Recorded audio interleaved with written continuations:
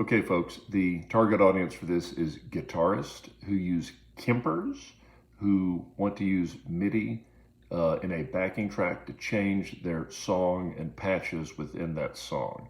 I find the Kemper support, their YouTube channel and the written material to be pretty lacking. I trolled around on the internet and YouTube for quite some time. I sort of figured this out. I'm no MIDI expert. If you have any questions about this, I might or might not be able to answer them. A couple of disclaimers. Again, no MIDI expert. Number two, if you choose to do this live, practice it many times, in practice before, because you want to make sure that you've really nailed this down. I do mine wired with a MIO, USB to MIDI cable when I'm just setting it up. And then live I do it with Bluetooth actually, but I would suggest when you're learning how to do this, you go wired so that if you're not getting a response from your Kemper, you at least know it's not a bad Bluetooth connection. Then let's see, anything else? Well, the Kemper protocol I find to be a little bit confusing, but let's jump in. I'll sort of talk you through that.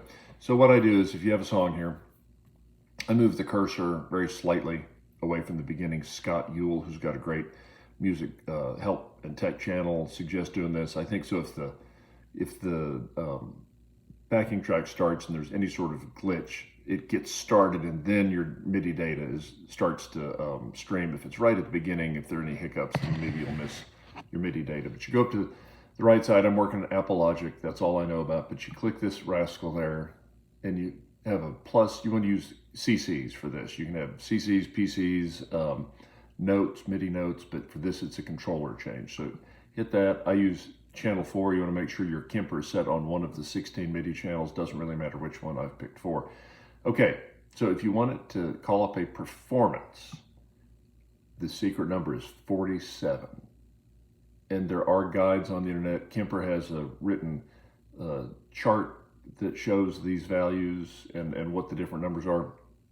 I don't even find their chart to be that user-friendly. But with the Kemper protocol, I think there are 124 different performances you can have, and the numbers in MIDI world go from 0 to 123. So if you want to call up patch 70, or in this case performance 70, or what I think of as song 70, you actually use the value of 69. So transmitting on MIDI channel 4, telling the Kemper, hey, we're going to change the performance, and then we're going to change performance 70. Okay. We're going to slide this rascal just a little bit further. So now that we've got the correct performance, and you'll see this happen on your Kemper where that song or performance will pop up, then we're going to add some more MIDI commands. We're going to go up channel 4 again. And if you look at your Kemper, there are buttons 1 through 5, and they call those rigs. I would call those patches. They call them rigs, doesn't matter. And to select between those rigs, the protocol for Kemper is that rig number 1 is 50. Rig number 2 is 51. Rig number 3 is 52, on and on to 5. And you pick value 1. Let's say you go to another measure. Go to the second measure here roughly, and that's the start of your chorus, just for example. We're going to go back to channel 4, and we're going to pick the second rig, or the second slot. We're going to go 51 and 1. So in sort of totality, what this would do at the beginning of the song at 1121, it would call up performance number 70. Slightly thereafter, shortly thereafter, it would call up rig 1 or slot 1.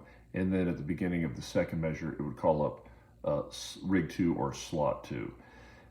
Save this, export it as you see fit. This tutorial doesn't cover with how this actually gets out of your computer or your iPad.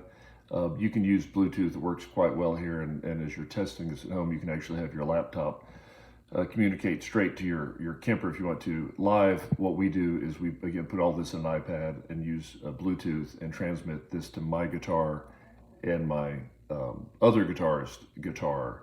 And then we actually have an internal light software called Photon 2, and I create another MIDI track and drive all of our lights with MIDI. So it's all done from one iPad with no wires, so it's pretty slick. So I hope this helps.